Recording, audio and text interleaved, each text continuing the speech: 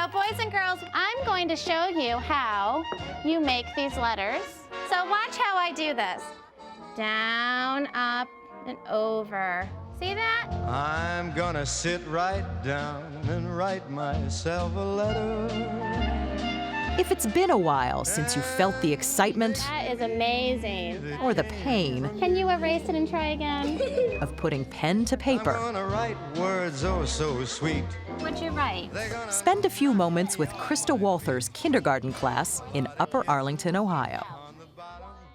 You can see so much meaning and passion in their penmanship. You know, even if it's, all in capitals and a mix, it makes you smile. Handwriting is still an essential skill for kids, but in the world beyond school, the one filled with computers and cell phones and you name it, we're losing our grip on penmanship.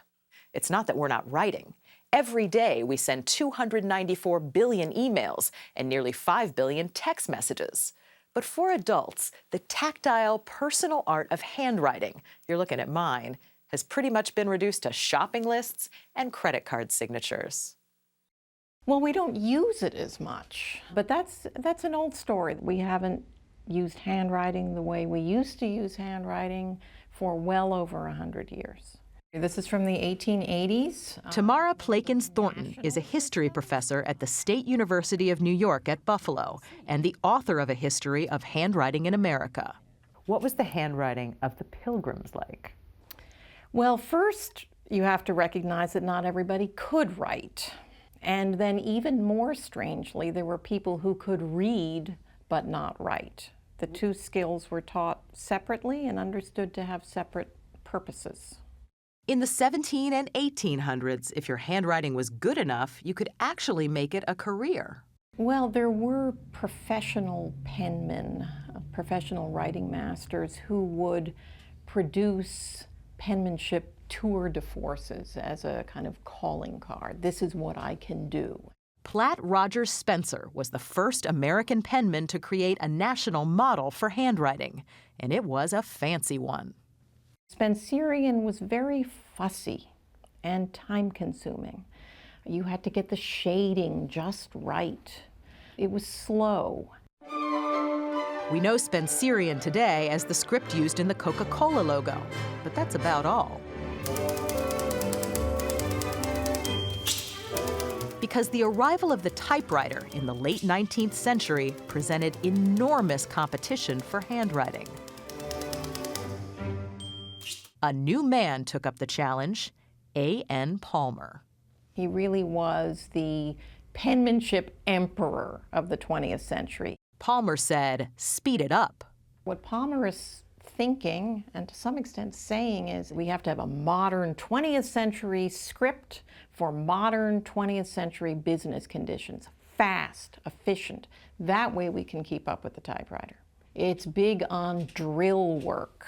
Regimentation that Palmer believed would do more than just create good handwriting. It could make model citizens. Penmanship could reform delinquents. Penmanship could assimilate immigrants. Penmanship could do just about everything except cure acne. Moreover, handwriting was seen not just as the product of good habits, but of your character itself. And that gave rise to graphology, handwriting analysis. It was all the rage, particularly in the early 1900s. There were even graphology columns in magazines to which readers could submit their handwriting. What handwriting reveals? And find out their true self. What I see in your handwriting, I see a great deal of conscientiousness and sincerity. On the other side, I can see a great deal of narrow-mindedness, some priggishness, considerable self-satisfaction. And get this, before the 1920s, students weren't taught to write in print. They only learned cursive. So Abraham Lincoln never printed? He would not have printed. And learning script took a lot of time. And we recommended back then, and most teachers did, about 30 to 45 minutes. Kathleen Wright is with Zahner Bloser, one of the largest handwriting instruction companies. Let's go ahead and practice this. We're going to do it the same way. Down. She says they've had to adapt to all the subjects crammed into a student's schedule. So we've simplified it to about 15 minutes of direct instruction. Today, children start with print, then move on to cursive. Wonderful. The script that we teach kids today is simple and efficient. Americans are all about efficiency. Steve Graham is a literacy expert at Vanderbilt University. Graham says that just as computers are a technology, so are pencils and paper. Are pen and pencil still the most practical technology we have? Well, they're clearly the simplest, they're the cheapest, and in many ways the most portable. Are they the most effective is a different question.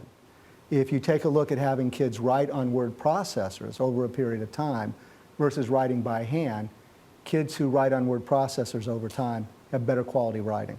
So if kids just bypassed handwriting altogether and started on keyboards, would they suffer? Probably not. Others disagree with Graham, citing studies that show that for kids, handwriting is more effective than typing for stimulating memory and language skills.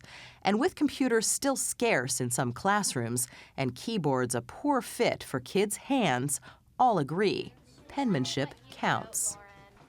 It does matter. People form judgments about the credibility of your ideas based upon your handwriting. So a kid with good handwriting could get better grades? Yes, and a kid with poor handwriting gets lower grades on writing assignments. Does our legibility get better as we get older? No. What happens is you tend to peak around fourth grade. So, Fourth grade? So most handwriting instruction stops at about fourth grade. Some of us are reminded of that fourth grade peak the hard way.